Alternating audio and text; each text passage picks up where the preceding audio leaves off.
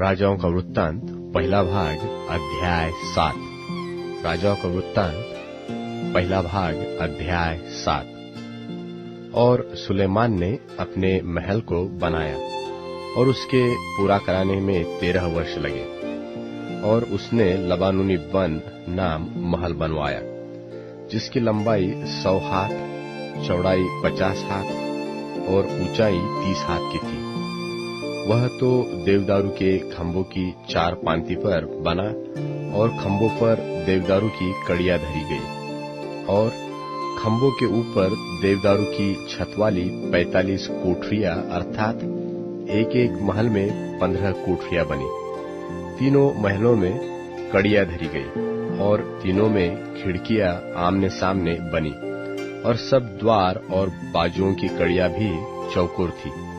और तीनों महलों में खिड़कियां आमने सामने बनी। और उसने एक खंभे वाला ओसारा भी बनाया, जिसकी लंबाई 50 हाथ और चौड़ाई 30 हाथ की थी।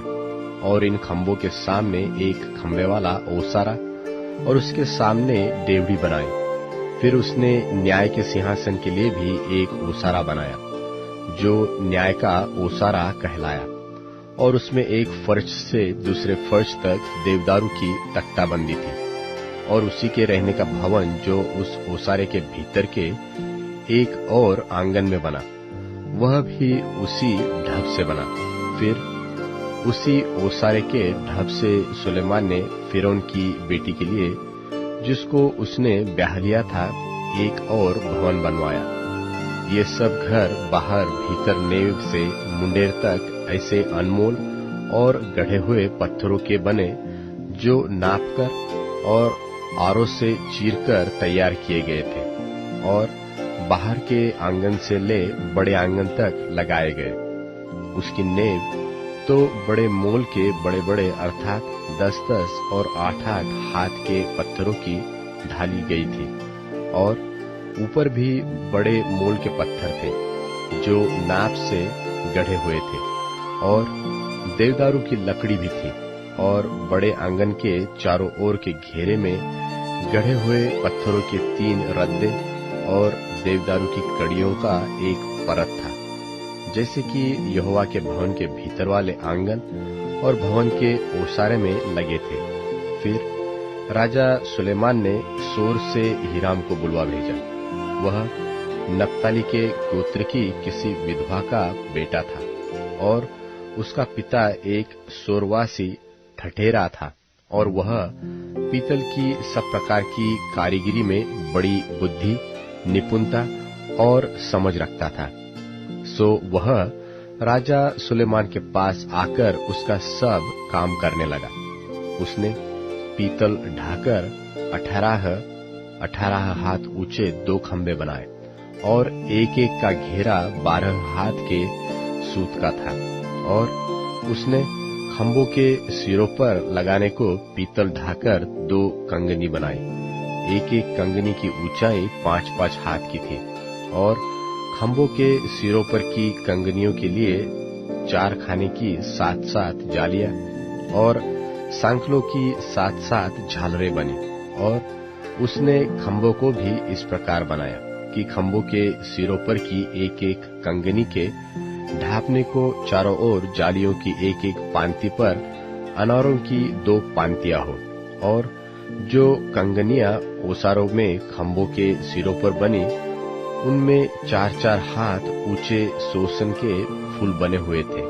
और एक एक खंभे के सिरे पर उस गोलाई के पास जो जाली से लगी थी, एक और कंगनी बनी। और एक एक कंगनी पर जो अनार चारों ओर पांति पांति करके बने थे, वह 200 थे। उन खंभों को उसने मंदिर के ओसारे के पास खड़ा किया। और दाहिनी ओर के खंभे को खड़ा करके उसका नाम याकीन रखा। फिर बाई ओर के खंभे को खड़ा करके उसका नाम बोआज रखा। और खंभों के सिरों पर सोसन के फूल का काम बना था। खंभों का काम इसी रीति हुआ। फिर उसने एक ढाला हुआ एक बड़ा हौज बनाया, जो एक छोर से दूसरी छोर तक 10 हाथ चौड़ा था। और उसका आकार गोल था, और उसकी ऊंचाई 5 हाथ की थी, और उसके चारों ओर का घेरा 30 हाथ के सूत के बराबर था, और उसके चारों ओर मोहड़े के नीचे एक हाथ में 10-10 इंद्रायण बने, जो हौज को घेरे थे। जब वह ढाला गया, तब ये इंद्रायण भी 2 पांति करके ढाले गए, और वह 12 बने हुए बैलों पर रखा गया, जिनमें से 3 उत्तर की, 3 पश्चिम की, 3 दक्षिण की और 3 पूर्व की ओर मुंह किए हुए थे, और उन्हीं के ऊपर हौज था, और उन सबों का पिछला अंग भीतर की ओर था, और उसका दल चौबा भर का था, और उसका मोहड़ा कटोरे के मोहड़े की नाई सोसन के फूलों के काम से बनाया था, और उसमें 2000 बत की समाई थी। फिर उसने पीतल के 10 पाए बनाए, एक एक पाई की लंबाई 4 हाथ, चौड़ाई भी 4 हाथ और ऊंचाई 3 हाथ की थी। उन पायों की बनावट इस प्रकार की थी, उनके पटियारे थी, और पटियारों के बीचों बीच जोड़ भी थे, और जोड़ों के बीचों बीच की पटरियों पर सिंह, बैल और करूब बने थे, और जोड़ों के ऊपर भी एक एक और पाया बना, और सिंहों और बैलों के नीचे लटकते हुए हार बने थे, और एक एक पाए के लिए पीतल के 4 पहिए और पीतल की धुरियां बनी, और एक एक के चारों कोनों से लगे हुए कंधे भी ढालकर बनाए गए, जो हौदी के नीचे तक पहुंचते थे, और एक एक कंधे के पास हार बने हुए थे। और हौदी का मोहड़ा जो पाए की कंगनी के भीतर और ऊपर भी था, वह 1 हाथ ऊंचा था, और पाए का मोहड़ा जिसकी चौड़ाई 1.5 हाथ की थी, वह पाए की बनावट के समान गोल बना, और पाए के उसी मोहड़े पर भी कुछ खुदा हुआ काम था, और उनकी पटरियां गोल नहीं चौकोर थी, और चारों पहिए पटरियों के नीचे थे, और एक एक पाए के पहियों में धुरियां भी थी, और एक एक पहिए की ऊंचाई 1.5 हाथ की थी।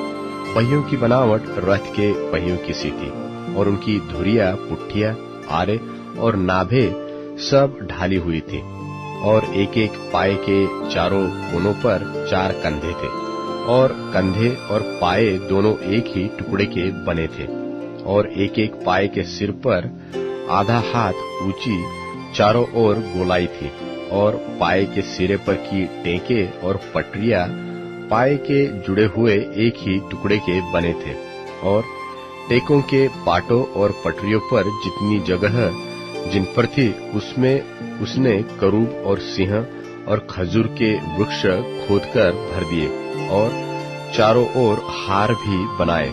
इसी प्रकार से उसने 10 पायों को बनाया। सबों का एक ही सांचा और एक ही नाप और एक ही आकार था, और उसने पीतल की 10 हौदी बनाई।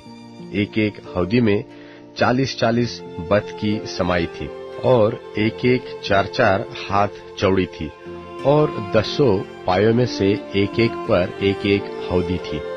और उसने 5 हौदी भवन की दक्षिण की ओर और 5 उसकी उत्तर की ओर रख दी, और हौजों को भवन की दाहिनी ओर अर्थात पूर्व की ओर और दक्षिण के सामने धर दिया।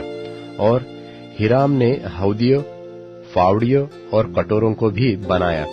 सो हिराम ने राजा सुलेमान के लिए यहोवा के भवन में जितना काम करना था, वह सब निपटा लिया, अर्थात 2 खंबे और उन कंगनियों की गोलाई जो दोनों खंभों के सिर पर थी, और दोनों खंभों के सिरों पर की गोलाइयों को ढांपने को 2-2 जालियां, और दोनों जालियों के लिए 400 अनार, अर्थात खंभों के सिरों पर जो गोलाई थी उनके ढांपने के लिए, अर्थात एक एक जाली के लिए अनारों की 2-2 पांति, 10 पाए और इन पर की 10 हौदी, 1 हौज और उसके नीचे के 12 बैल और हंडे, फावड़ियां और कटोरे बने।